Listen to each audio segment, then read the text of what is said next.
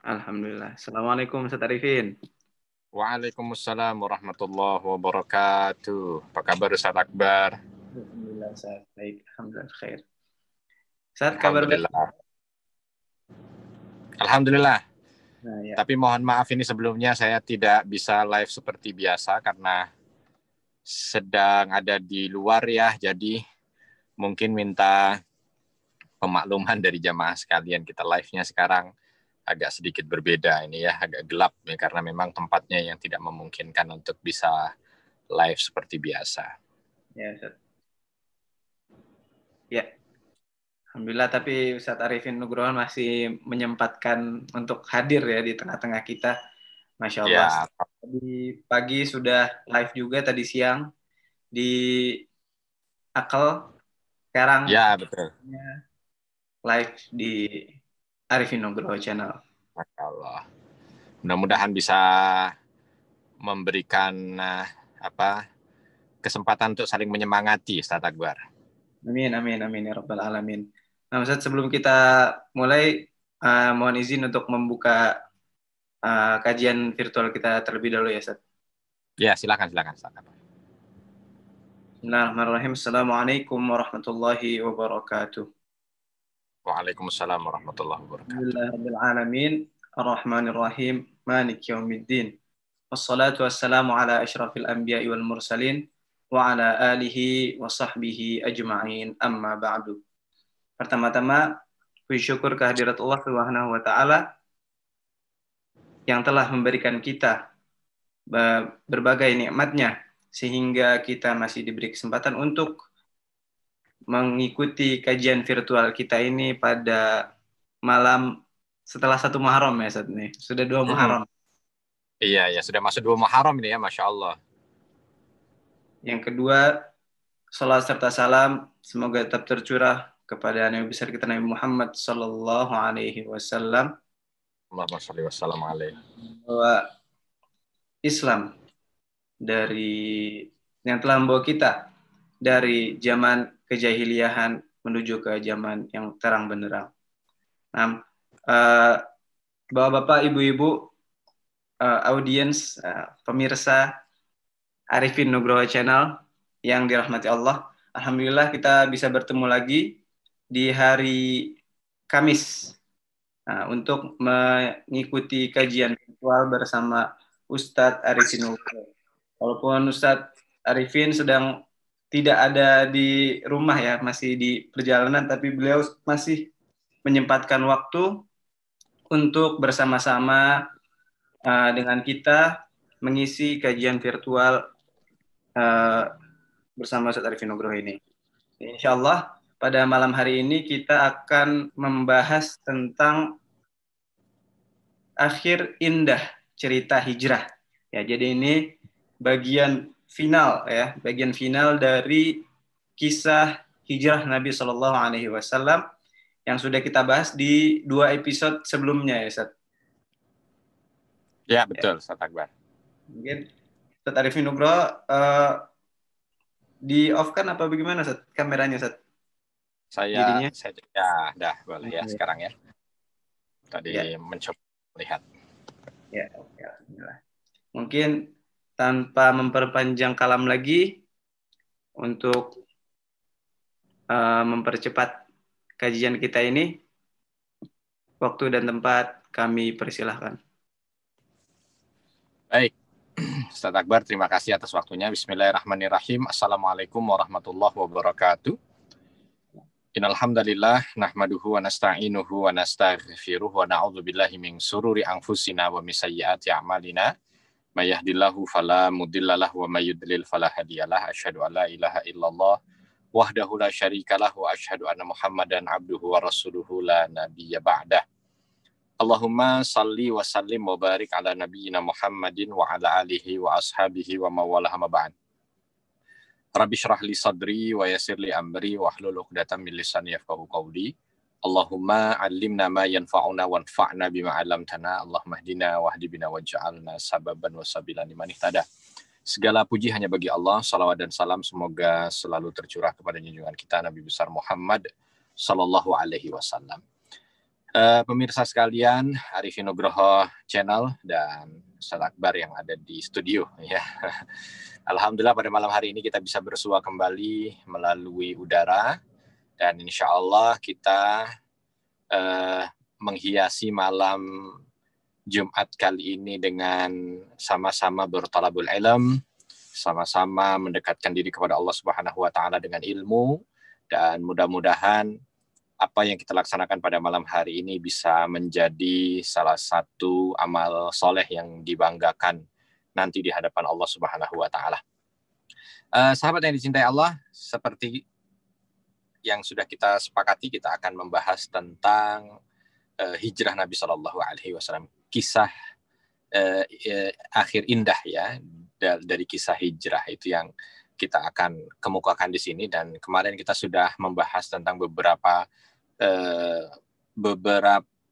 momen dari atau detik-detik hijrah Nabi Muhammad Shallallahu Alaihi Wasallam. Nah, untuk mempersingkat waktu, saya akan mencoba memperlihatkan kepada sahabat sekalian. Nah, ini ada. Ya. Nah, yang pertama adalah kita bercerita tentang Baiat Aqabah. Sebelum Baiat Aqabah, yang pertama itu ceritanya diawali hijrah ini dari Nabi Shallallahu Alaihi Wasallam yang ketika beliau sedang diuji oleh Allah Subhanahu wa taala di tahun ke-10 dari kenabian dengan wafatnya istri beliau, dengan wafatnya paman beliau. Ternyata ujian tidak hanya berhenti sampai di situ.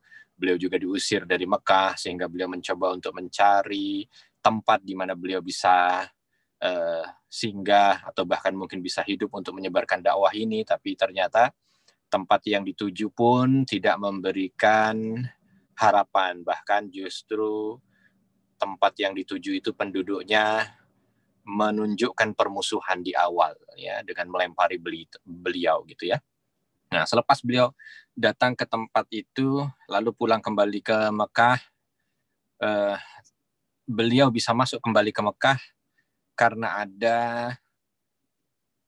apa bahasanya itu ya, suaka gitu ya, karena ada jaminan dari seorang kabilah atau kepala kabilah yang ada di Mekah, sehingga Nabi Shallallahu Alaihi Wasallam bisa masuk ke Mekah di tahun ke-11 dari kenabian. Dan tentu Nabi Shallallahu Alaihi Wasallam juga memahami bahwa jaminan ini mungkin tidak lama. Ya, bisa jadi nanti orang-orang kafir Quraisy akan melobi kabilah ini dan setelah itu dia melepaskan jaminannya dan akhirnya Nabi juga terusir kembali. Maka kemarin kita juga sudah ceritakan, akhirnya Nabi Shallallahu Alaihi Wasallam betul-betul mencoba untuk memanfaatkan waktu, berjuang dengan waktu, berlomba dengan waktu. Ya. Sehingga beliau memanfaatkan salah satunya momen haji.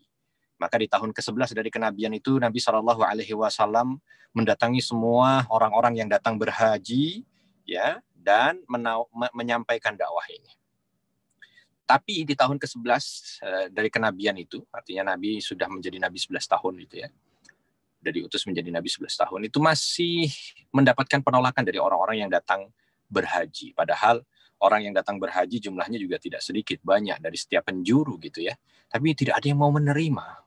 Sampai dengan akhir dari hari tasyrik ya, kemarin kita lihat ceritanya. Sehingga ketika orang-orang nampak sudah tidak ada lagi ya yang mau menerima, akhirnya kala itu Nabi Shallallahu Alaihi Wasallam dengan Abu Bakar As-Siddiq radhiyallahu anhu, dengan Ali radhiyallahu anhu sebenarnya ingin pulang, tapi ternyata di saat pulang itu justru beliau bertemu dengan 6 orang pemuda, dan 6 orang pemuda ini ternyata dengan izin Allah merupakan pintu ya kebaikan bagi kaum muslimin, karena dengan 6 pemuda ini Allah Subhanahu wa taala bukakan Madinah sebagai tanah hijrah.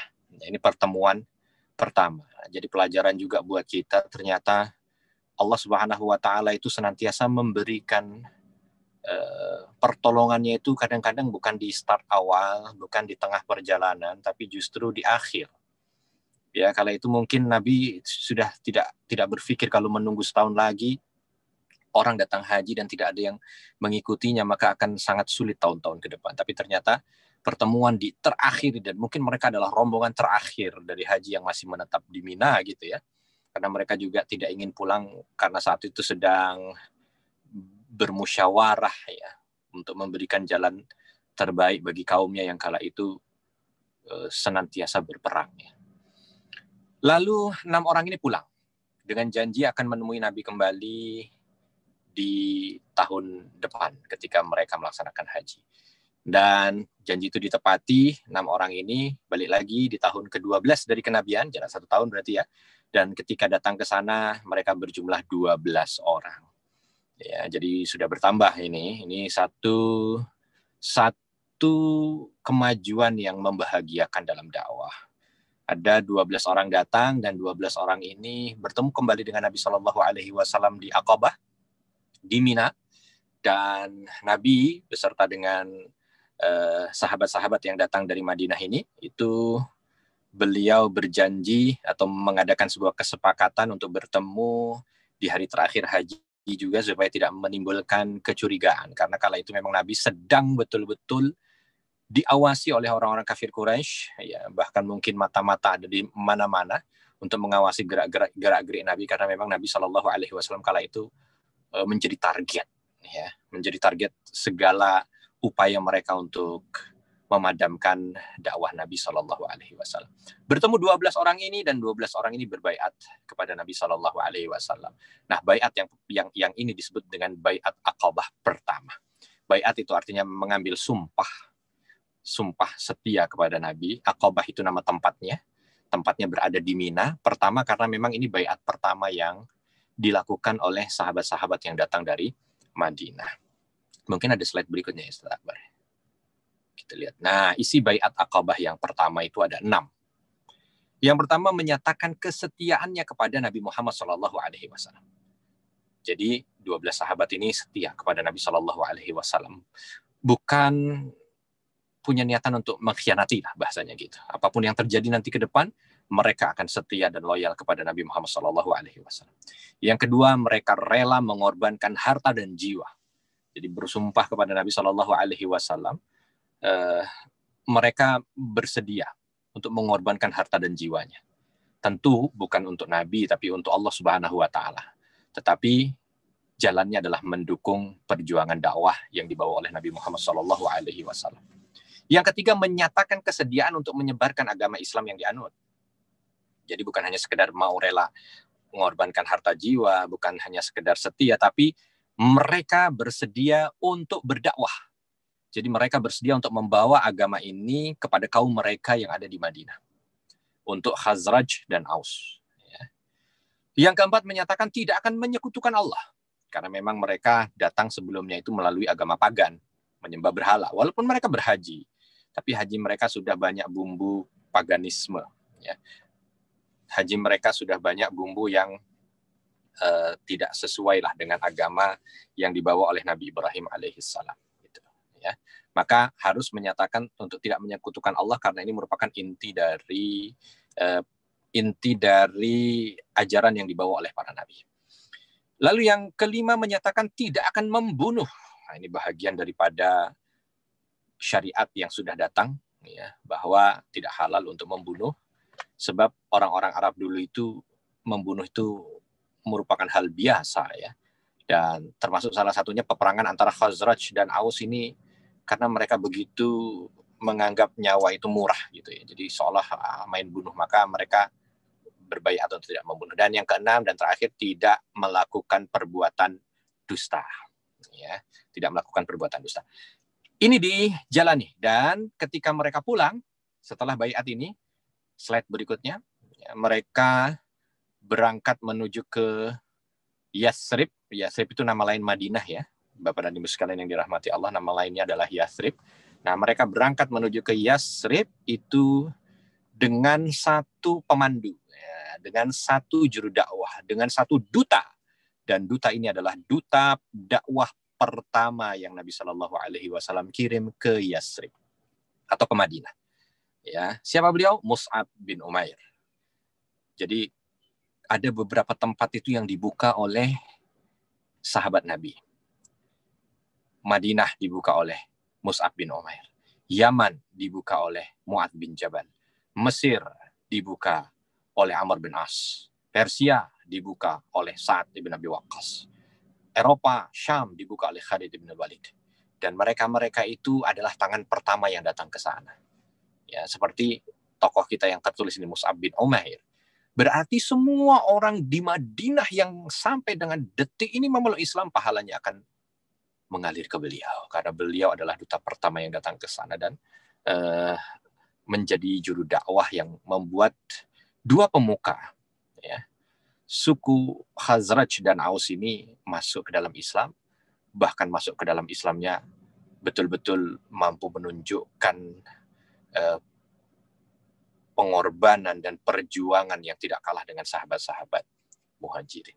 Ya, nah kita nanti dalam satu kesempatan deh akan bicara tentang sejarah para sahabat ya, sehingga kita juga mengenal tentang sahabat-sahabat Nabi.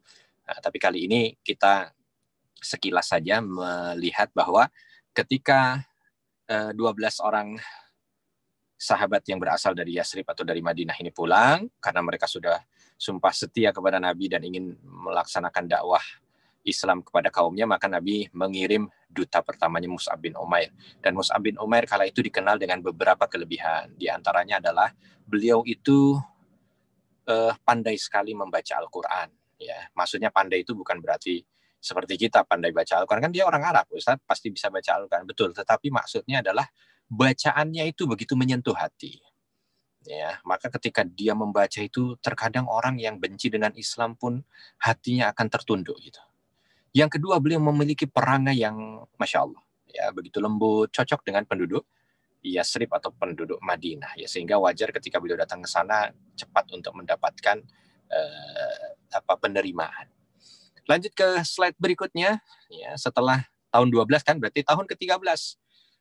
Tahun ke-13 mereka datang kembali ke Mekah untuk melaksanakan haji juga, ya, dan ingin bertemu dengan Nabi Shallallahu Alaihi Wasallam karena orang Madinah hanya sekedar mendengar tentang nama Nabi Muhammad dan ya selain 12 orang ini belum pernah bertemu dengan Nabi Muhammad Shallallahu Alaihi Wasallam. Maka beliau maksud saya saat Mus'ab bin Umair kala itu dengan izin Allah mampu untuk mengislamkan banyak sekali orang-orang yang ada di Madinah. Bahkan beberapa riwayat menyampaikan kala itu tidaklah rumah di Madinah kecuali sudah mendengar nama Nabi kita Nabi Muhammad Shallallahu Alaihi Wasallam. Bahkan nama ini masuk juga ke rumah-rumah orang-orang Yahudi, ya, orang-orang Yahudi. Dan ini nanti akan dibuktikan ketika Nabi Shallallahu Alaihi Wasallam datang ke Madinah. Ya, salah satu yang justru memberitahu kepada kaum muslimin dengan kedatangan ini adalah orang-orang Yahudi yang ada di Madinah.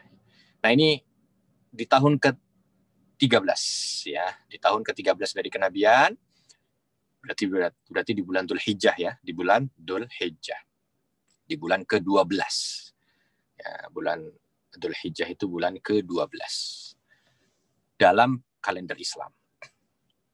Di bulan Dzul Hijjah ini mereka berangkat menuju ke Mekah, dan jumlahnya kalau tadi di tahun ke-12 baru 12, di tahun ke-12 baru 12 orang. Nah, yang di tahun ke-13 ini jumlahnya sudah kurang lebih 75 orang. 75 orang bukan yang masuk Islam baru 75, tidak, tetapi yang berangkat menuju ke Mekah dengan kafilah haji itu jumlahnya 75 orang. Di Mekah, di Madinah masih banyak yang Islam dan belum berangkat untuk datang bertemu dengan Nabi Muhammad SAW. 75 orang ini jumlahnya bertambah di perjalanan karena perjalanan dari Madinah ke Mekah kalau sekarang mungkin hanya 4 jam, kalau dulu bisa 5 hari. Kalau sekarang 4-5 jam, kalau dulu 4-5 hari. Selama perjalanan itu ternyata banyak membuat orang-orang yang ikut serta dengan 75 kaum muslimin ini justru tertarik hatinya untuk masuk ke dalam Islam. Sehingga ada beberapa yang masuk ke dalam Islam. Sampai di Mekah, tentu ini adalah misi rahasia, sahabat, ya, karena memang Nabi Muhammad sedang betul-betul ditarget, ya, untuk terus dimata-matai. Ketika ada sebuah kesalahan, maka itu akan menjadi legitimate buat orang-orang kafir Quraisy menghukum Nabi Shallallahu Alaihi Wasallam. Maka Nabi meminta kepada mereka yang datang dari Madinah itu untuk tidak mengumumkan keislamannya, untuk merahasiakan keislamannya, untuk tetap tidak melakukan hal-hal yang mencurigakan, sehingga momen pertemuan itu pun dirahasiakan, ya. Maka di Baiat Aqabah kedua judulnya ini, ya, mereka diminta oleh Nabi Shallallahu Alaihi Wasallam untuk datang di hari yang sama, ya, di hari akhir dari hari tasyrik, pada malam hari menuju ke Aqabah lagi di tempat Setahun sebelumnya 12 orang yang bertemu dengan Nabi itu membaiat dan Nabi meminta di tempat itu lagi.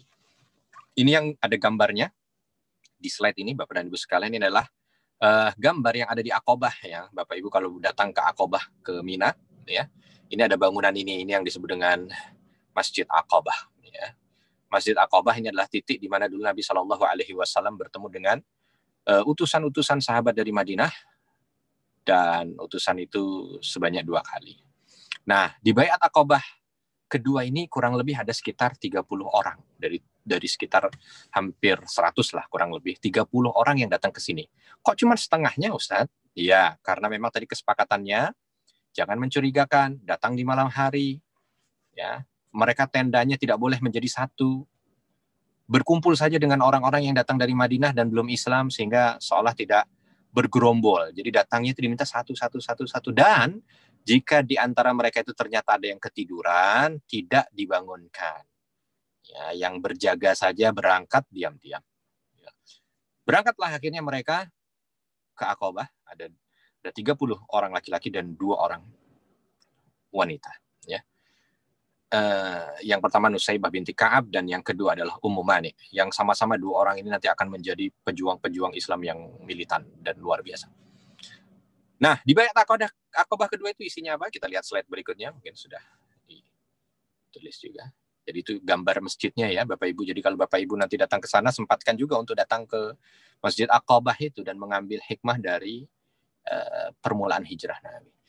Isi Baiat Aqabah kedua itu ada beberapa. Satu, untuk mendengar dan taat dalam perkara yang suka ataupun tidak suka. Sam'an wa ta'atan kepada Nabi SAW. Karena jumlahnya sudah lebih besar, maka ketaatan itu diperlukan. Yang kedua, berinfak.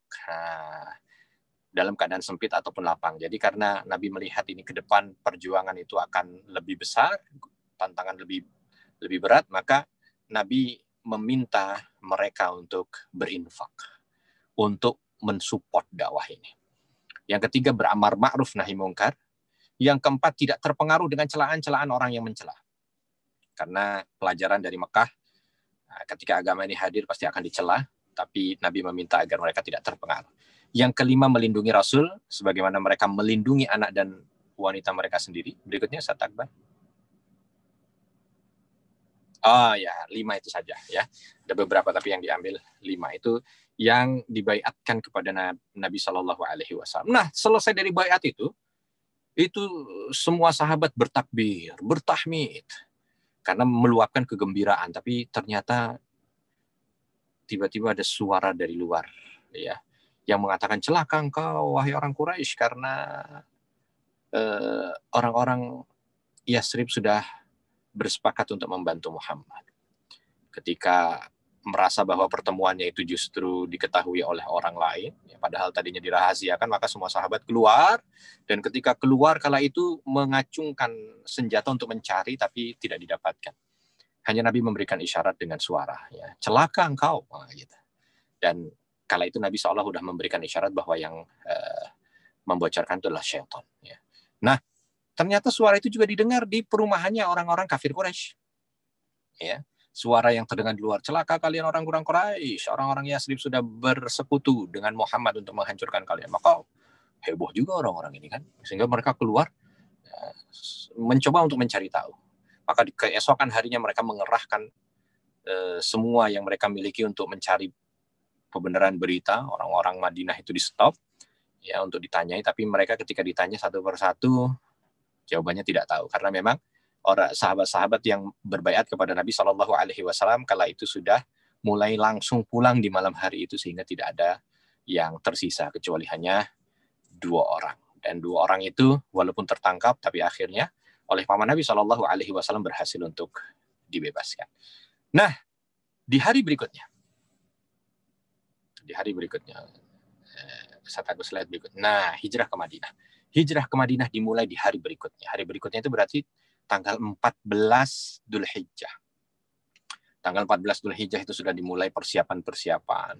Ya, sehingga praktis bulan berikutnya apa? Bulan berikutnya adalah Muharram. Ya, bulan berikutnya adalah bulan Muharram. Nah, ada yang bertanya gitu, kenapa bulan Muharram ini dijadikan bulan pertama di dalam Islam?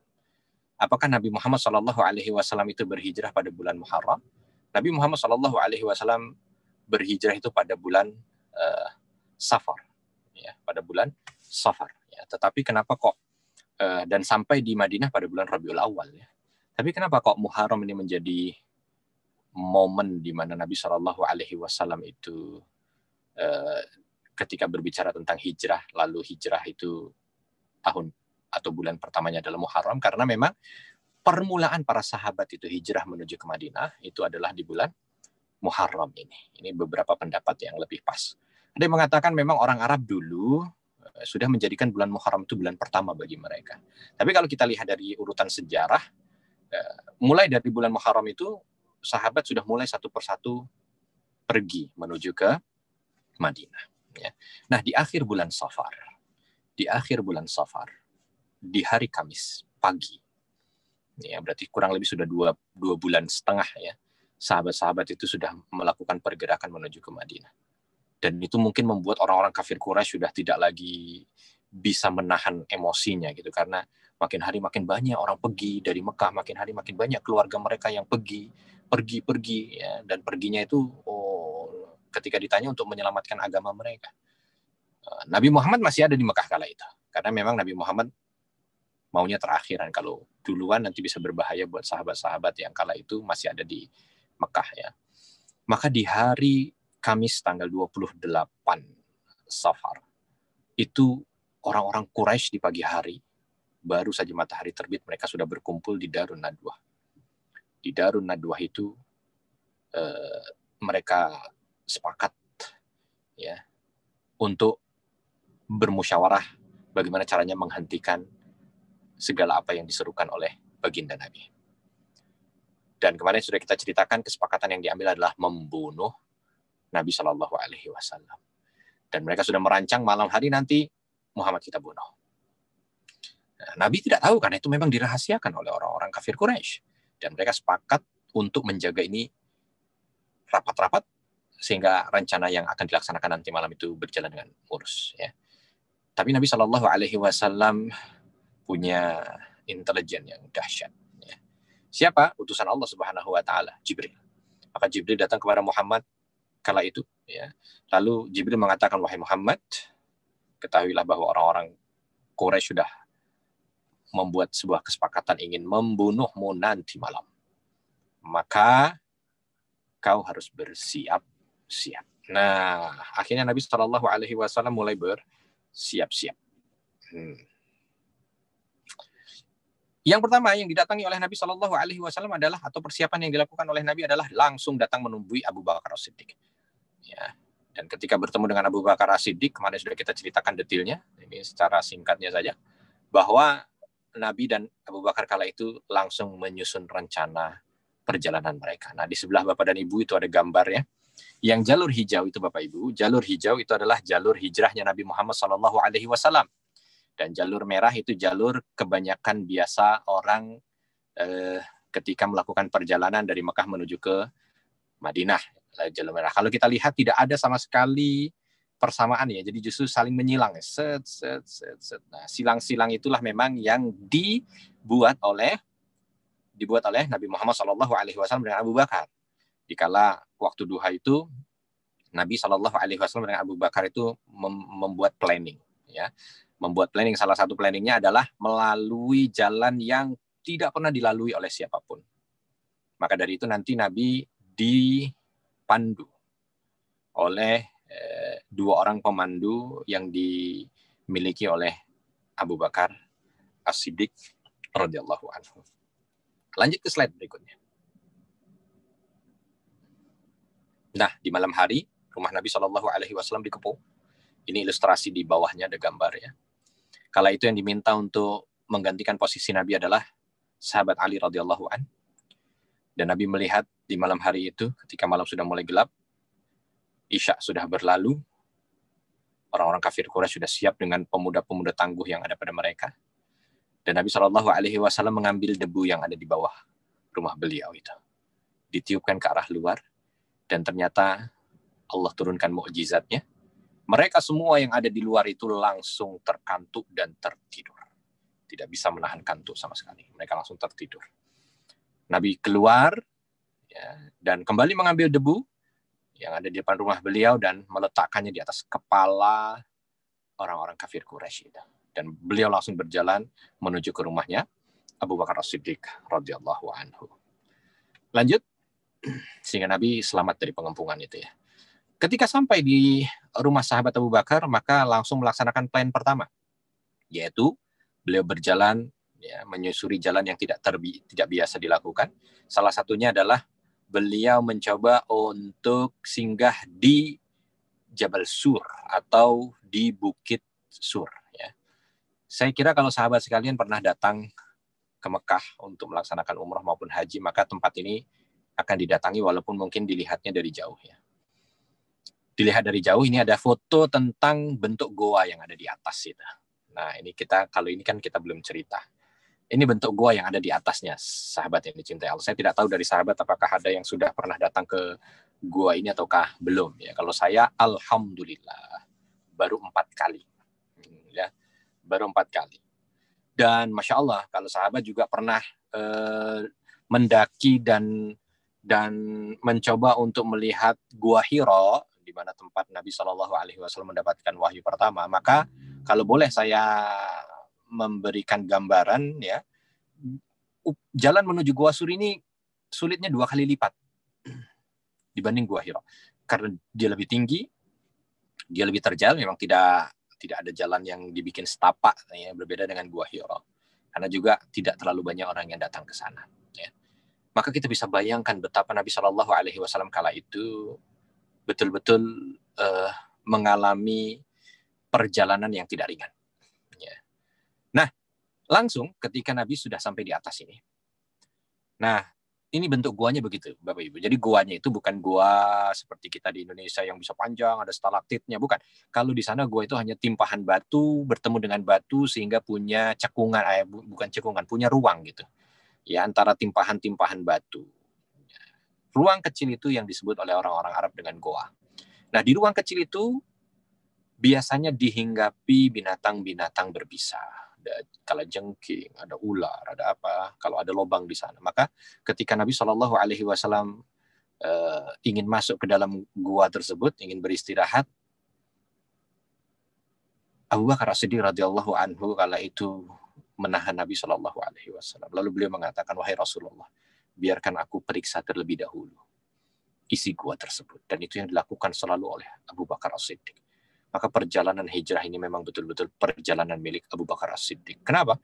Karena di situ Nabi betul-betul memiliki pendamping yang luar biasa setia. Dan Abu Bakar As-Siddiq radhiyallahu anhu mampu menunjukkan bukan hanya kepada Nabi, bukan hanya kepada umat ini, tapi kepada Allah Subhanahu wa taala betapa kesetiaan beliau dibuktikan pada perjalanan hijrah ini. Ketika beliau masuk, beliau cek satu-satu. Nah, sambil dicek beliau masukkan atau tutup dengan kain-kain lubang-lubang yang dimungkinkan di dalamnya ada hewan berbisa. Ketika dirasa aman, maka Nabi diminta untuk masuk. Nah, ketika Nabi masuk, karena memang sudah betul-betul lelah ya, Nabi tertidur.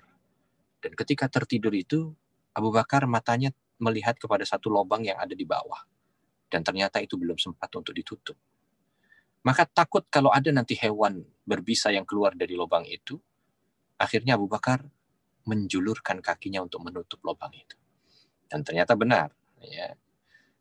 Di dalam lubang itu ada kalajengking yang mungkin ya, secara fitrah dia merasa terganggu, akhirnya menyengat kaki sahabat yang mulia Abu Bakar As-Siddiq. Tapi sengatan itu tidak membuat kakinya bergerak karena takut membangunkan Nabi yang kala itu sedang tertidur. Lelah. Maka justru lebih ditekan lagi. Maka kalajengkingnya lebih menggigit dan memberikan bisanya sampai biru kakinya. Tapi tidak berani untuk membangunkan baginda Nabi. Ya. Ketika rasa sakit yang ditahan itu sudah luar biasa, tidak bisa lagi tertahan, sampai meneteslah keringat dingin dari wajah sahabat Abu Bakar dan menetes di wajah Nabi yang mulia. Bukan dibangunkan, tapi tetesan yang tidak bisa ditahan itu, yang menetes di wajah Nabi yang mulia itu yang membangunkan Nabi Muhammad SAW. Lalu ditanya, wahai Abu Bakar, ada apa gerangan? Apa yang disampaikan oleh Abu Bakar? Abu Bakar mengatakan, tidak ada apa-apa, wahai Rasul. Silahkan lanjutkan tidurmu. Masya Allah. Tapi Nabi Shallallahu Alaihi Wasallam paham ada sesuatu. Sehingga kala itu Nabi Shallallahu Alaihi Wasallam mengetahui ternyata kaki sahabatnya ini disengat oleh kalajengking. Karena tidak bisa menggerakkan kakinya lagi Abu Bakar, ya, Nabi yang mengangkat kaki Abu Bakar As-Siddiq radhiyallahu anhu, lalu tempat di mana disengat kalajengking itu diusap oleh Nabi Shallallahu Alaihi Wasallam dan mukjizat hadir kembali karena kaki Abu Bakar As-Siddiq kala itu langsung sembuh total. Di situ selama 3 hari. Itu kejadian hari pertama. Kejadian hari kedua, tiba-tiba ketika lagi santai di waktu duha, Nabi dan Abu Bakar melihat di bawah ada kepulan asap. Begitu dilihat lebih dekat lagi, ternyata orang-orang kafir Quraisy. Tidak tahu dari mana asalnya kok tiba-tiba mereka pada tahu kondisi, tahu Jabal Sur, ya, dan mereka daki Jabal Sur. Ya, ini tidak ada berita bahwa ada yang membocorkan, ya, tidak seperti Baiat Aqabah kedua tadi, tapi ini menunjukkan bagaimana orang-orang kafir Quraisy itu kala itu berjibaku betul untuk mendaki satu demi satu gunung-gunung yang ada di sana untuk mencari Nabi Shallallahu Alaihi Wasallam dan Abu Bakar As-Siddiq radhiyallahu anhu. Dan ini sunnatullahnya, ya, orang-orang kafir itu tidak akan pernah berhenti untuk menyesatkan kaum muslimin. Dan usaha mereka kadang-kadang jauh lebih gigih dibandingkan usaha kita untuk membentengi iman kita, gitu kan. Maka kita tidak boleh kalah dengan usaha itu. Berangkat sampai ke atas, bahkan sampai di depan gua. Kala itu Nabi Shallallahu Alaihi Wasallam dengan Abu Bakar langsung masuk ke dalam gua, tapi Bapak Ibu bisa lihat guanya itu, ya. Bukan gua yang besar, bukan gua yang ini. Jadi saya pun pernah mencoba untuk masuk, ya. Ketika saya masuk, saya minta juga orang yang besarnya dengan saya juga sama kala itu untuk masuk juga bersama. Itu kita badan udah nggak muat kalau semuanya itu harus berlindung di gua itu. Jadi kaki ini, ya, seolah tidak di luar, tapi seolah kalau orang dari luar itu dengan mudah akan melihat kaki kita, gitu. Karena nggak bisa lagi ditarik-tarik, udah nggak bisa lagi. Tapi kala itu yang luar biasa, mukjizat hadir kembali karena tiba-tiba ada burung merpati yang hinggap di situ dan langsung cepat membuat kandang dan tiba-tiba bertelur. Lalu ada laba-laba yang dengan cepat juga membuat sarangnya di depan itu, sehingga ketika orang-orang kafir Quraisy datang itu dan ingin memeriksa satu persatu celah yang ada di sana atau gua yang ada di sana, begitu sampai di tempat di mana Nabi dan Abu Bakar itu kala itu beliau singgah, gitu ya. Ketika ingin dihunus pedang seperti tempat biasanya, lalu ada di antara mereka yang mengatakan, percuma kau hunus yang di sini, apa kau tidak lihat ini ada merpati yang sudah bertelur dan ada laba-laba yang tidak mungkin ada orang yang masuk kecuali, ya, dia akan terganggu dan pasti dia akan pergi, gitu. Akhirnya tidak jadi. Dan itu di dalam kondisi di mana Abu Bakar kala itu gemetar juga melihat sabetan-sabetan pedang yang mereka acungkan ke setiap celah itu. Lalu di saat itulah juga Nabi Shallallahu Alaihi Wasallam menenangkan Abu Bakar. Wahai Abu Bakar, kenapa? Apa yang terjadi? Wahai Rasulullah, kata Abu Bakar radhiyallahu anhu, ini kaki kita ini kelihatan dari luar. Andai mereka menebaskan sekali tebas pedangnya saja, maka niscaya leher kita itu akan putus. Kalau leherku tidak ada masalah.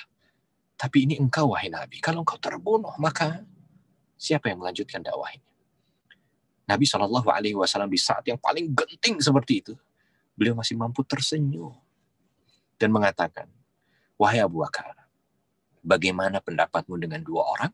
Dan yang ketiga adalah Allah. Maka jangan pernah kau bersedih, jangan pernah kau takut. Sesungguhnya Allah bersama dengan kita. Masya Allah. Itu yang memberikan kekuatan yang luar biasa. Dan ini salah satu hikmah juga kenapa nanti hijrah Nabi dan para sahabatnya ketika berangkat menuju ke Madinah itu, di Madinah seolah berlimpah berkah dari dakwah itu. Karena memang sudah betul-betul terbukti, ya, Nabi Shallallahu Alaihi Wasallam dan para sahabatnya ketika berangkat menuju ke Madinah itu tidak ada yang ditakuti kecuali Allah, dan mereka mampu betul-betul menjadikan Allah sebagai tempat sandarannya. Dan itu yang disampaikan kepada Abu Bakar. Apa pendapatmu dengan 2 orang dan yang ketiga adalah Allah? Maka jangan pernah kau takut. Selama Allah menjadi sandaran kita. Justru kita itu takut kalau kita itu berlawanan dan bermusuhan dengan Allah, walaupun seluruh dunia itu mendukung kita. Walaupun seluruh kenikmatan itu hadir pada kita. Tapi kalau saat itu kita bermusuhan dengan Allah, na'udzubillah min dzalik, justru saat itu yang harusnya sangat ditakuti. Berbeda dengan ketika semua orang itu memusuhi kita, tetapi kita bersandar pada Allah dan Allah berada pada kita, atau kita berada pada pihak yang diridhoi oleh Allah, maka insya Allah tidak perlu takut. Dan itu yang datang pertolongan, sehingga orang-orang kafir Quraisy merasa tidak menemui, dan akhirnya mereka turun. Itu di hari kedua. Di hari ketiga dirasa sudah aman, maka Nabi kala itu menyampaikan kepada Abu Bakar, hanal waqt, sudah tiba waktunya wahai Abu Bakar, kita berangkat untuk menuju ke Madinah. Nah, berjalanlah menuju ke Madinah. Bagaimana kejadian dalam perjalanan itu? Slide berikutnya, Ustaz Akbar. Nah, beragam kisah menuju Madinah. Tentu ini tidak bisa saya ceritakan semua ya, sahabat ya, ada pilihan sajalah. Sebenarnya kisah menuju ke Madinah ini ada sekitar kurang lebih 30-an kisah ya. Karena perjalanannya kurang lebih juga 8 hari kurang lebih ya, 7 atau 8 hari. Tapi kita ambil 3 saja deh. Ya, nanti silakan sahabat sisanya untuk mencari lebih lanjut ya. Karena kalau kita ceritakan panjang nanti nggak selesai. Yang pertama, Nabi SAW berjalan, dan ketika berjalan sampai di daerah Qudait. Qadid atau Qudait. Ya, sekarang biasanya sih kalau orang melaksanakan umrah atau haji itu, kalau datang dari Madinah Bapak Ibu, lalu Bapak Ibu singgah di rest area sebelum masuk ke Mekah, itu kebanyakan rest areanya ada di daerah Qudait atau Qadid ya. Nah, di sini Nabi juga singgah juga sama. Oh, jadi kalau kita itu singgah di situ ada sunnahnya juga berarti ya. Tidak. Ini hanya tempat biasa saja. Nah, tapi Nabi SAW singgah di situ, dan ketika Nabi SAW singgah di situ, itu ada kejadian menarik di sini. Ada seorang yang bernama Ummu Ma'bad beserta dengan suaminya Abu Ma'bad. Ini Ummu Ma'bad ini terkenal sekali orang yang sangat dermawan. Siapapun yang datang ke sana minta bantuan maka akan diberi. Dan itu sudah didengar juga oleh Nabi dan Abu Bakar. Maka ketika melihat lokasi itu, Nabi meminta agar mampir ke rumahnya Ummu Ma'bad. Datang ke sana, dan ternyata yang ada di situ hanya istrinya saja, hanya Ummu Ma'bad, dan Abu Ma'badnya tidak ada. Nabi datang bertanya, adakah yang bisa kami minum? Maka Ummu Ma'bad kala itu dengan sedih hati mengatakan, andai aku memiliki sesuatu maka pasti aku akan memberikannya padamu. Tapi aku tidak memilikinya. Aku hanya memiliki kambing-kambing kurus yang sudah tidak lagi mengeluarkan susu. Maka Nabi kala itu bertanya kepada Ummu Ma'bad dan meminta apakah diperbolehkan untuk bisa memerahnya. Maka Ummu Ma'bad mengatakan, bagaimana kau memerahnya dan itu tidak ada susunya? Tapi kalau kau memang ingin, silahkan. Silahkan datangi kambingku, mana yang ingin kau ambil? Diambil satu kambing, lalu oleh Nabi diperah. Dan ternyata mukjizat hadir kembali di situ, susunya mampu untuk mengeluarkan susu, dan akhirnya Masya Allah tuh penuh tempat-tempat susu yang biasa digunakan untuk menampung. Nabi bisa meminum, Abu Bakar bisa meminum, ya, Amir bin Fuhairah meminum, Abdullah bin Karim meminum, lalu Ummu Ma'bad sendiri masih punya sisa dari situ. Dan setelah dirasa cukup, Nabi izin pamit. Tidak lama dari itu suaminya datang. Begitu suaminya datang, kaget ini Abu Ma'bad. Wahai Ummu Ma'bad, dari mana kau bisa mendapatkan segentong susu ini? Padahal kambing kita tidak ada yang bisa memberikannya kepada kita. Maka Ummu Ma'bad menceritakan apa yang terjadi.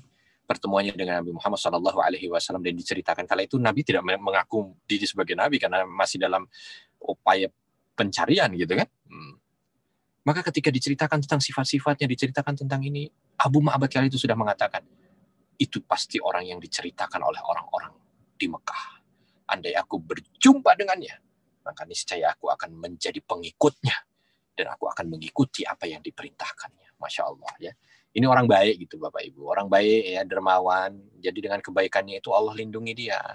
Dengan kebaikannya itu Allah lembutkan hatinya untuk bisa cepat menerima hidayah. Maka kita diminta untuk berlomba-lomba dalam kebaikan agar kita juga bisa mendapatkan kemudahan menerima kebenaran. Karena dengan kebaikan yang kita kerjakan, itu yang akan menjadi benteng bagi kita dari segala macam keburukan, dan menjadi support bagi kita agar mudah untuk menerima hidayah. Ada orang yang diomongin susah sekali, seolah menjadi orang paling tahu. Wah, itu bahaya itu.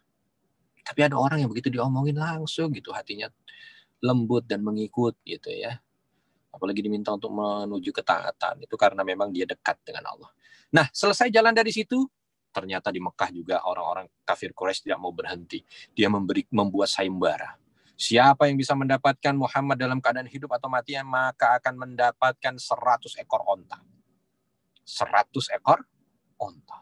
Oh, semua juru intai, semua apa bahasanya ya, pendekar yang ada di Mekah itu berusaha langsung pulang ke rumahnya membawa pedang mereka untuk segera mencari Nabi kita Muhammad SAW. Tetapi di antara para pendekar bahasa kita ya, di antara para jawara, itu yang memang terkenal canggih adalah seorang yang bernama Suraqah ibn Malik. Ini orang nggak pernah untuk diminta mencari sesuatu kecuali dapat. Tetapi kala itu Suraqah ketamakan hadir dalam dirinya. Wah, saya tidak mau kasih tahu orang-orang, karena kalau kasih tahu orang-orang, maka bisa jadi mereka yang dapat. Akhirnya dia diam-diam. Berangkat, dia ke rumahnya dan mengatakan kepada pembantunya, jangan kau beritahu kemana arah aku pergi. Dan Suraqah sudah mengetahui, bisa membaca dengan feelingnya bahwa jalan Nabi pasti akan berbeda dan jalan yang akan ditempuh adalah ini. Maka betul kejar. Dan usaha dia memang betul-betul mendapatkan hasil gitu. Karena begitu jalur itu dijalani, berjumpa dengan Nabi Muhammad SAW. Di saat sedang Nabi SAW berjalan bersama dengan Abu Bakar, padahal jejak itu dihapus loh. Ya, ada satu yang ditugaskan oleh Nabi dan Abu Bakar untuk menghapus jejak, jadi tidak terlihat. Tapi itulah dia kecanggihan Suraqah bin Malik. Begitu dilihat dari kejauhan ada asap mengepul, ya. Lalu dengan kilat-kilat yang menyambar-nyambar, karena memang tombak dan pedangnya sudah diayun-ayunkan, maka Abu Bakar kala itu kembali, ya, merasakan sesuatu yang pantas untuk dirasakan, sebuah ketakutan, karena kalau itu nanti menebas Nabi Muhammad SAW, bagaimana ceritanya? Kembali Nabi SAW menenangkan Abu Bakar. Sudah Abu Bakar, jalan, tatap depan, tidak usah dilihat ke belakang. Tiba-tiba begitu Suraqah kudanya mendekat, baru mendekat, wuks, kudanya itu langsung kakinya masuk ke dalam pasir. Dan Suraqah kalau itu bisa dibayangkan ya, kita naik motor berhenti mendadak aja kita langsung terlempar. Apalagi ini kuda berhenti mendadak, Suraqah juga langsung terlempar. Nabi berjalan lagi. Dirasa dia tidak mungkin mengejarnya dengan berjalan kaki, maka dia hampiri kudanya lagi. Dia tarik dan berhasil lagi. Langsung dia naik dan berjalan lagi. Sampai akhirnya 3 kali. Dan ketiga kali itu sudah dekat dengan Nabi, tapi dia tidak bisa lagi bergerak. Maka dia minta doa kepada Nabi. Aku yakin, kata Suraqah, apa yang dikatakan oleh orang-orang Quraisy benar. Engkau bukan orang biasa, wahai Muhammad. Dan aku menyerah. Aku tidak akan lagi mengganggumu. Tapi doakan agar aku dan kudaku ini bisa kembali bangkit dan pulang. Maka didoakan. Setelah bisa bangkit, maka Suraqah mengatakan, apa yang kau minta, wahai Muhammad? Apa yang kau minta? Akan aku kerjakan karena kau sudah berbuat baik padaku. Maka Nabi mengatakan, jangan kau sampaikan tentang perjumpaan ini kepada siapapun. Tetap rahasiakan. Maka Suraqah mengatakan iya. Dan Suraqah ketika ingin berangkat, kembali datang kepada Nabi dan mengatakan, wahai Rasul. Kala itu dia sudah mengatakan Rasul gitu ya. Jika nanti aku berjumpa denganmu kembali, dan apa yang kau bawa ini sudah besar, maka izinkan aku untuk bisa memeluk agama ini. Ya. Bahkan Nabi SAW kala itu tersenyum kepada Suraqah dan mengatakan, andai kau peluk agama ini, maka aku akan menjanjikan padamu 2 gelang emas milik Raja Persia. 2 gelang emas kalung milik Raja Persia itu akan aku berikan untukmu. Coba bayangkan luar biasa bagaimana tumuh ya, atau apa bahasanya itu ya, keyakinan Nabi, optimisme Nabi gitu. Di saat kala itu untuk menyelamatkan nyawanya saja ada tanda tanya besar bisa atau tidak, tapi beliau bukan berarti berhenti sampai di situ, bahkan beliau mengatakan nanti gelang dan kalung Raja Kisra itu akan dikenakan pada Suraqah. Masya Allah. Dan Nabi SAW sesuai berbicara kepada Suraqah karena Suraqah adalah seorang pendekar. Dan Suraqah membaca itu juga makin bertambah keyakinannya. Karena yang diajak bicara pendekar nggak pernah ada yang nggak punya optimisme. Pendekar nggak ada yang kalah di awal gitu ya. Walaupun yang dihadapi itu mungkin besar, dia tetap akan pede. Itulah pendekar. Dan itu yang disampaikan oleh Nabi SAW kepada Suraqah. Dan terbukti setelah kaum muslimin di bawah kekhalifahan Umar bin Khattab radhiyallahu anhu mampu untuk menaklukkan Persia. Semua ghanimah dibawa, dan ketika dibawa diberikan kepada Umar, Umar mengambil gelang dan kalung yang dimiliki oleh Kisra itu dan memanggil Suraqah kala itu. Dipanggil oleh Suraqah, dipanggil oleh Umar bin Khattab. Suraqah datang ke hadapan Umar. Lalu Umar radhiyallahu anhu mengatakan, aku penuhi janji Nabiku yang ingin memberikan ini untukmu. Dikenakan langsung oleh Umar bin Khattab. Menangis dua orang itu dan diikuti oleh sahabat-sahabat yang lain. Mengingat bagaimana dulu cerita tentang Nabi dan Suraqah. Ya. Berjalan lagi, nah ketika udah mau sampai di Kuba kala itu, Nabi SAW bertemu dengan Abu Buraidah. Abu Buraidah membawa kabilahnya yang jumlahnya juga lumayan banyak. Bertemu, dan ketika bertemu Nabi menyampaikan lagi dakwahnya. Dan dengan izin Allah, Abu Buraidah ini dan kabilahnya memeluk Islam. Ini merupakan kebahagiaan tersendiri untuk Nabi, karena seolah itu menjadi pertanda baik, ya, sebelum menginjakkan kakinya di Yasrib, ada orang yang datang dan menyatakan keislamannya. Dan yang lainnya mungkin, tapi kita cukupkan di 3 ini. Lanjut di slide berikutnya, Ustaz Akbar. Nah, ini gantian Ustaz Akbar yang dipersilahkan untuk menyampaikan terlebih dahulu. Silakan Ustaz Akbar.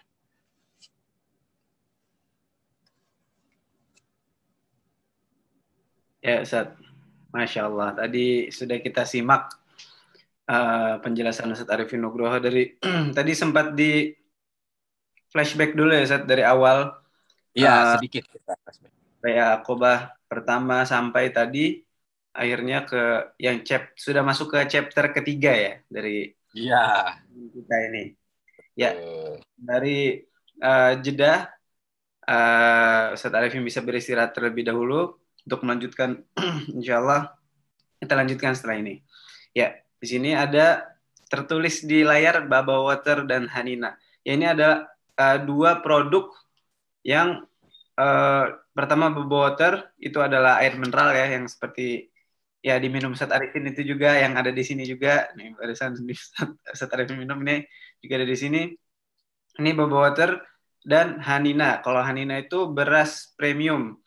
Baba Water dan Hanina ini Masya Allah, jadi 50% keuntungan dari 2 perusahaan ini, dari 2 produk ini akan disumbangkan untuk saudara-saudara kita yang ada di Palestina. Ya, untuk kontak personnya mungkin bisa menghubungi ke nomor saya dulu, nanti bisa dilanjutkan ke kontak person Baba Water dan Hanina. Ya, insya Allah juga Baba Water akan mengekspansi. Jadi selama ini baru botol dan gelas saja.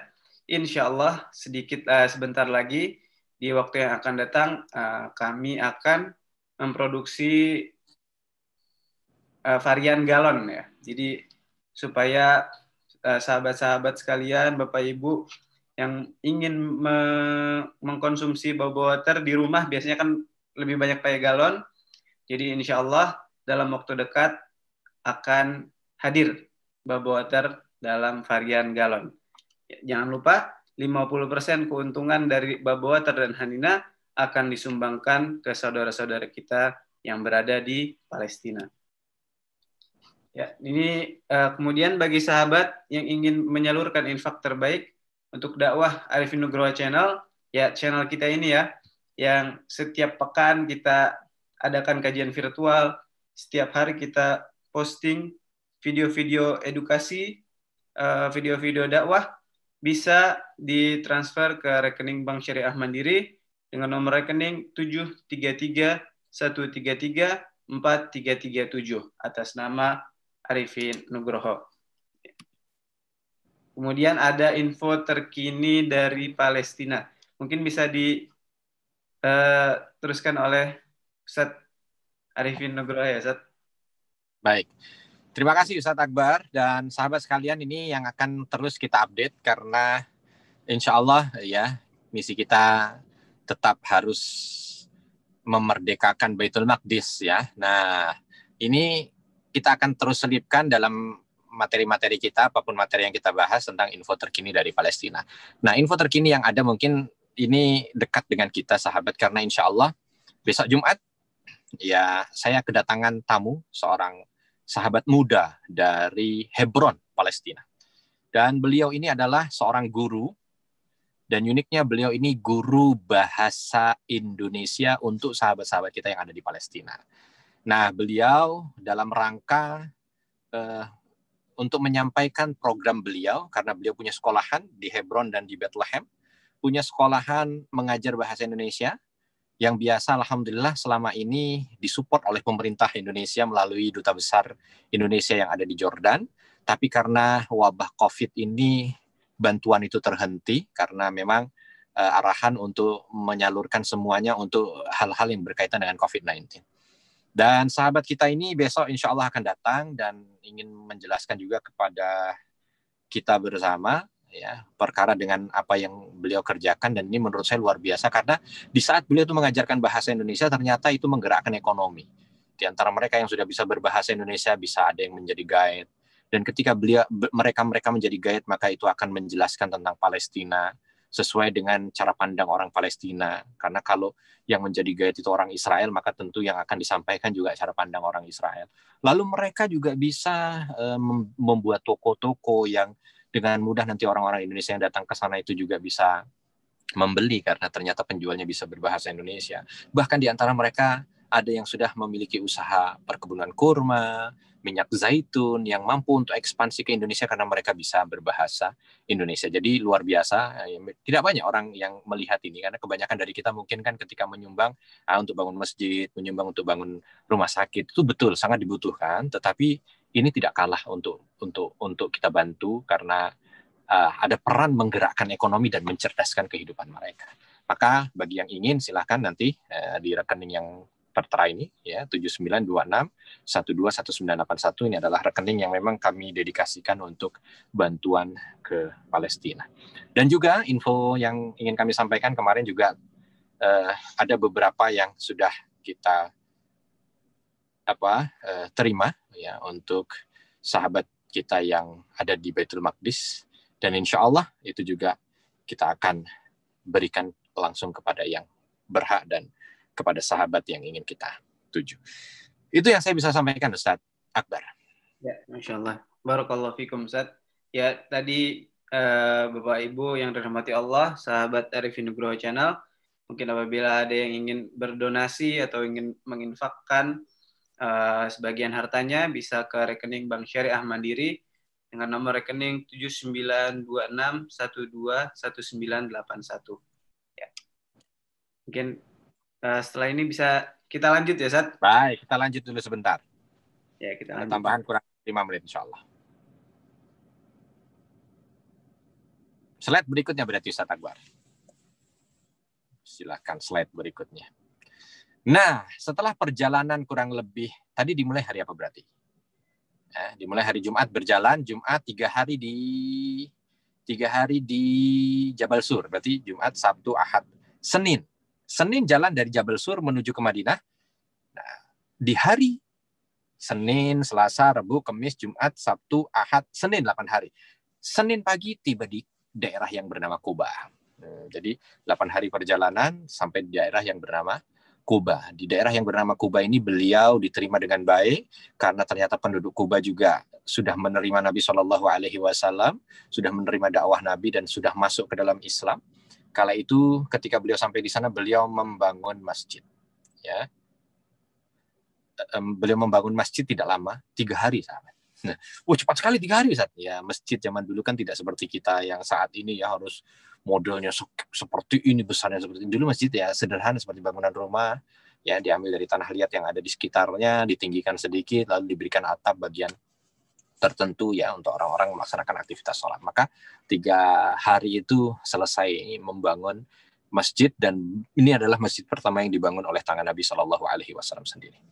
Selepas dari situ berarti kalau 3 hari, Senin, Selasa, Rabu, Kamis, Jumat. Di hari Jumat selepas sholat Jumat beliau bergerak menuju ke kota Yasrib atau ke kota Madinah. Ya. Maka ketika sampai di sana, ya, beliau disambut dengan kasidah atau qasidah Tala al-Badru alaina.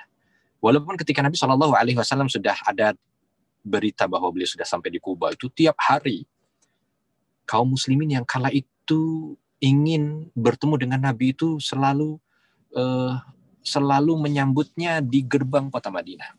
Di antara mereka naik ke pohon-pohon kurma, bisa dilihat ya pohon kurmanya itu yang ada di antara tiang-tiang masjid ya.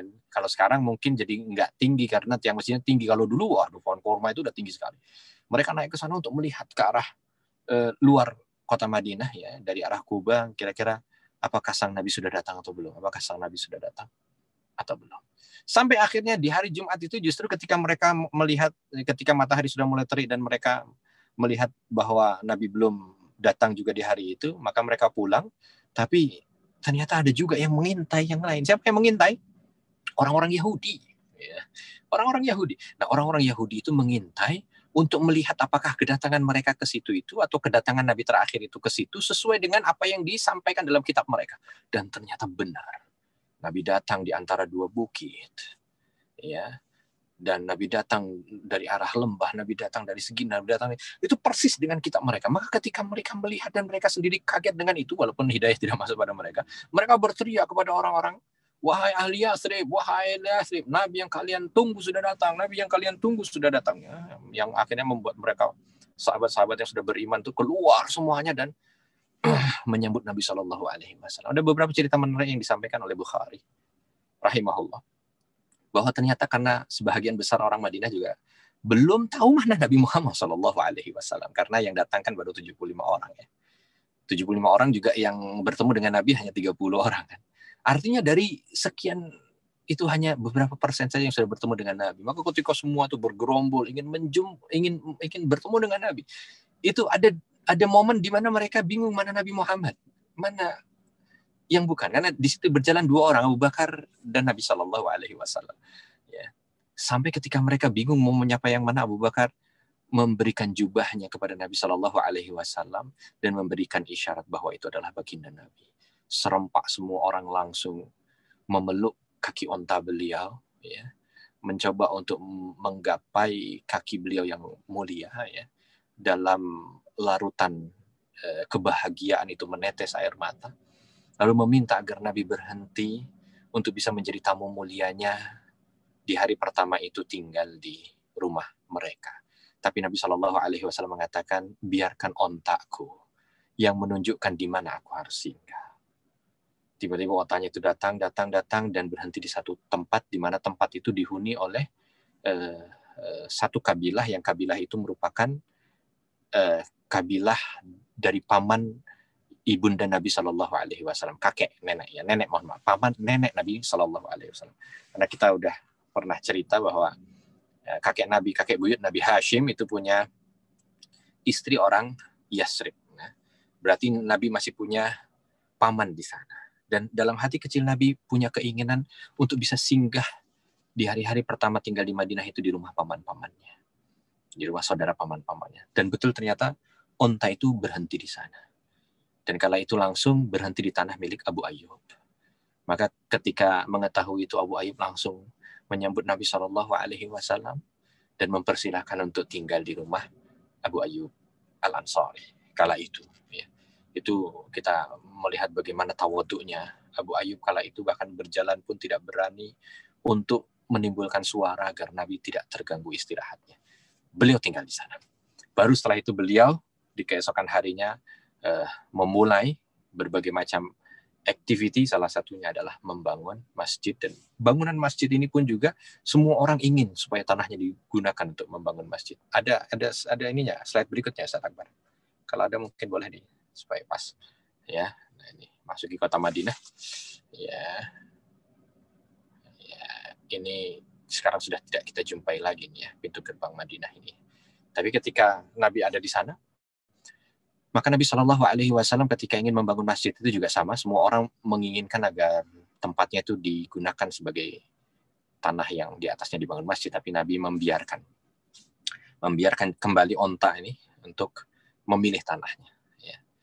Dan ketika semua orang berusaha untuk memegang onta itu, Nabi mengatakan, diamkan, karena sesungguhnya dia diperintah untuk mencari tanahnya yang memang ditunjuk oleh Allah Subhanahu Wa Taala. Dan ternyata onta itu mendrum di atas sebidang tanah yang dimiliki oleh dua anak yatim, Sahal dan Suhail.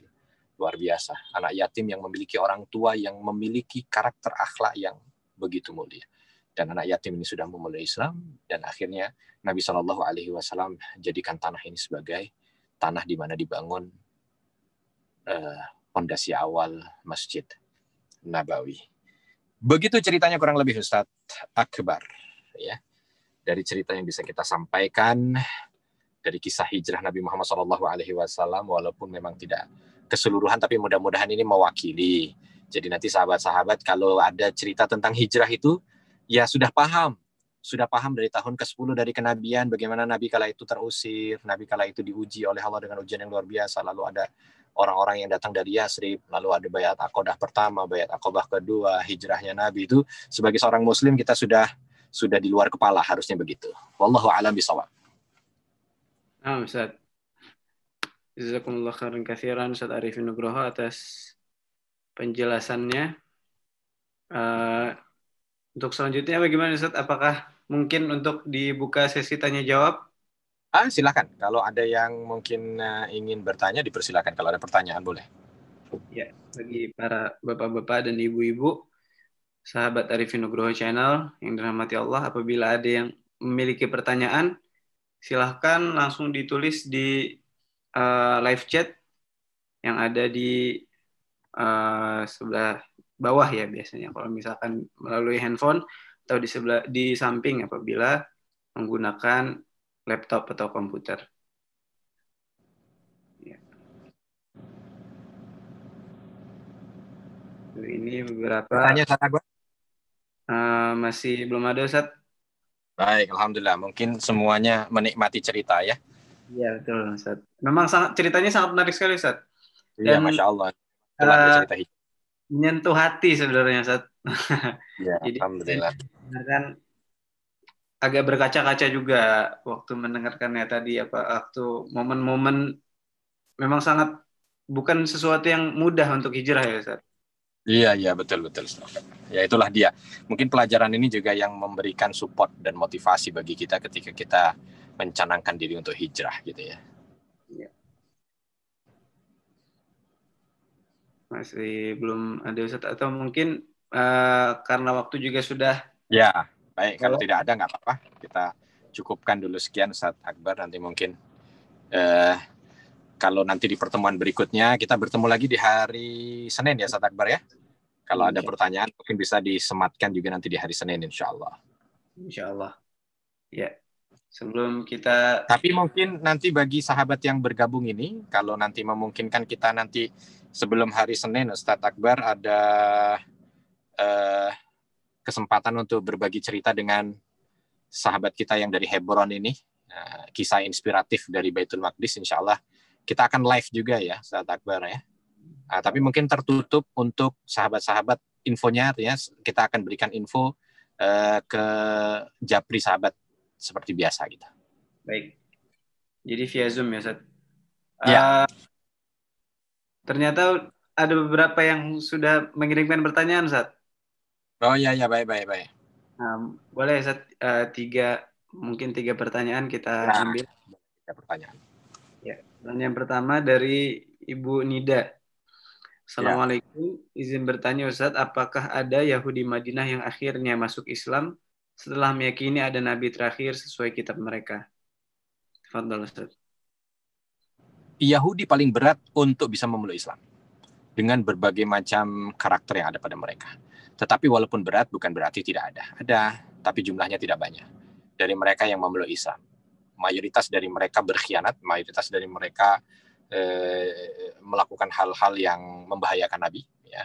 Dari mulai meracun, dari mulai membuat huru-hara, dari mengkhianati, dari apa macam segala macam ya. Sehingga di akhir masa Nabi berada di Madinah itu sudah tidak ada lagi Yahudi di Madinah ya, sudah tidak ada lagi Yahudi di Madinah, bahkan juga sudah tidak ada lagi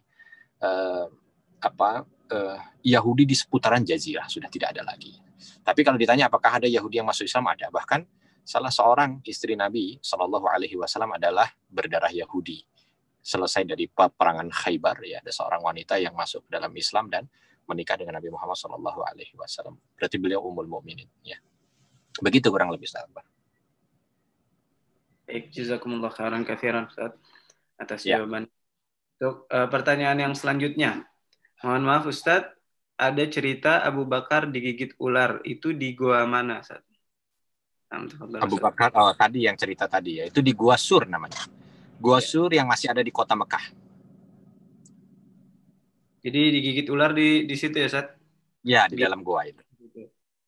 Baik. Kemudian pertanyaan selanjutnya dari Ibu Dian. Assalamualaikum Ustaz. Akhirnya untanya memilih rumah siapa, Ustaz? Kalau untuk rumah yang ditinggali, itu yang dipilih adalah rumahnya Abu Ayyub. Tapi kalau masjid yang ingin dibangun, untanya menderum di tanah milik dari dua orang anak yatim, Sahal dan Suhail namanya. Nah, di dua tempat yang berbeda. Satu tempat untuk singgah Nabi, sementara sampai dengan dibangunkan rumah.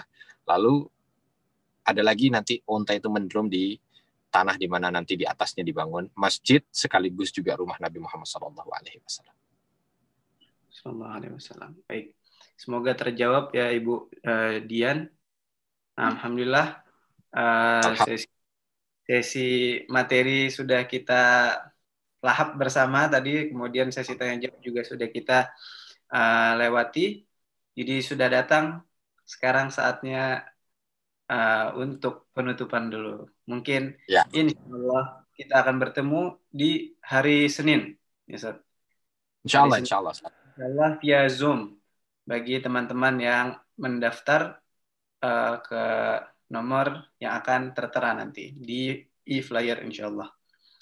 Nah,